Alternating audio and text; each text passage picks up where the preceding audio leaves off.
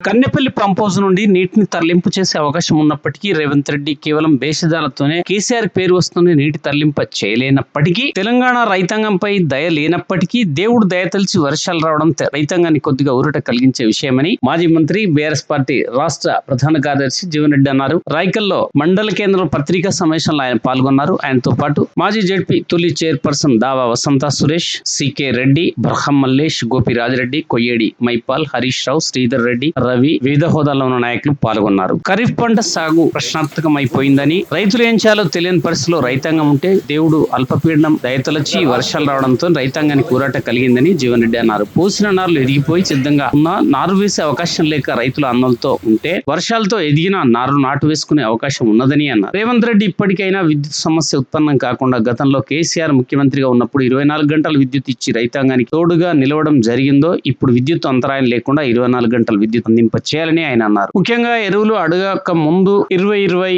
ఎరువు రకం 2150 రూపాయలు మరియు డిఏపి 1950 రూపాయలు ఉన్నది. అడుగు మందు కొరత లేకుండా బ్లాక్ కాకుండా 1150కి అందరికీ అందుబాటులో ఉండే విధంగా అలాగే 2020 కల్పింప చేయడంతో పాటుగా యూరియా యాప్ కూడా తొలగింప చేయాలని ఆయన అన్నారు.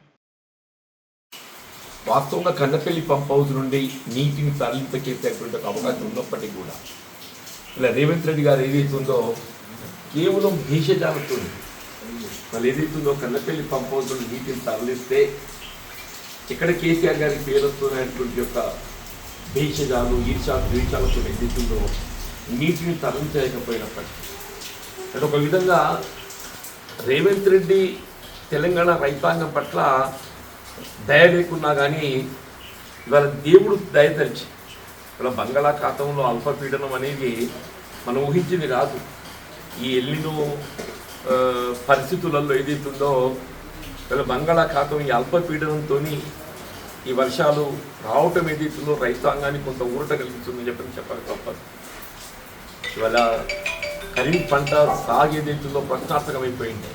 అసలు ఏం చేయటము ఏంటి తోయిన పరిస్థితుల్లో రైతాంగం ఉంటే ఇవాళ ఈ అల్పపీడనం దేవుడు దయతలిచి ఇవాళ ఈ వర్షాలు రావటంతో ఏదైతుందో రైతాంగానికి కొంత ఊరట కలగటం, ఇవాళ నారులన్నీ ఎదిగిపోయి సిద్ధంగా ఉన్నాయి. వాస్తవం ఎదిగిన నాటు వేయడానికి అవకాశం లేక రైతులు ఆందోళనతో ఉండేది. ఇవాళ ఏదైతుందో ఈ వర్షాలతో ఏదైతుందో మనకు ఎదిగిన నాటేసుకునేటటువంటి అవకాశం ఉన్నది. ఒకటే రేవంత్ రెడ్డి గారు ఇప్పటికైనా చెప్పంటున్నా, నిన్నటి వరకు పరిస్థితి ఏ విధంగా ఉన్నా కానీ ఇవాళ పరిస్థితులలో ఒకటి విద్యుత్తు సమస్య ఉత్పన్నం కాకుండా, ఎందుకంటే ప్రాజెక్టు నీళ్ళు వస్తే కాలువ నీళ్ళు వస్తే మనకు విద్యుత్ అవసరం అంతగా ఏర్పడదు.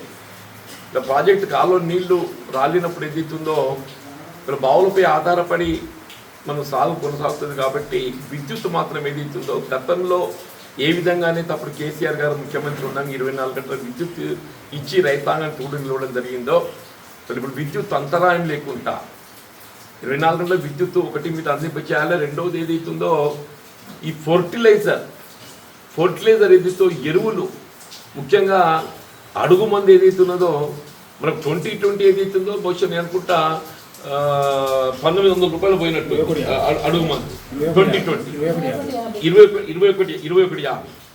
ఇవాళ డిఏపి ఏదైతుందో 1350 ఉండేది 1950 కాదు.